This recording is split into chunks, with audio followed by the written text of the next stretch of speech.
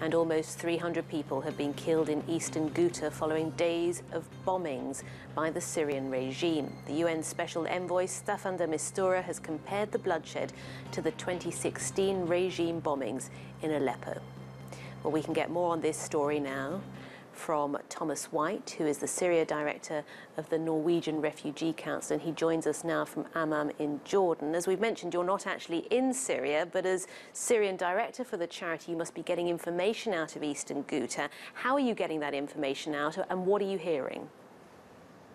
We're relying on the testimony and the facts provided by a range of humanitarian partners who are operating both within Eastern Ghouta, but we also operate in Damascus itself, and so our teams on the ground are following developments very closely. Apart from the bombings, the injuries, the deaths, conditions there for people who are surviving this are just appalling, aren't they? They can't get food, they can't get medical supplies. Paint us a picture.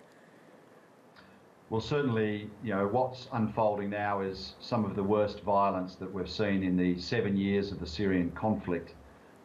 Certainly, we are hearing from people within Ghouta that the situation is in fact dire.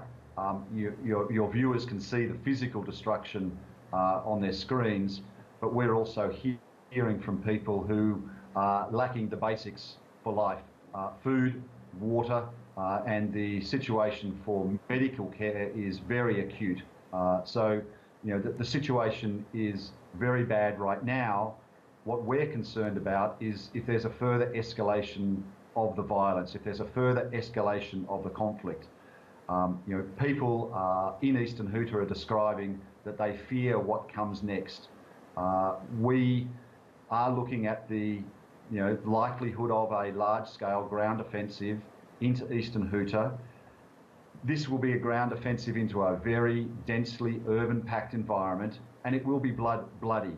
We are very concerned that it will cost thousands of lives, and potentially, hundreds of thousands of people will be displaced. So for people, for countries who have a stake in this conflict, we are asking them to step back from the brink and find an alternate, a ceasefire that will enable organisations to get aid where it's needed, but most importantly, avoid a situation in which we see thousands of lives lost and potentially hundreds of thousands of people displaced.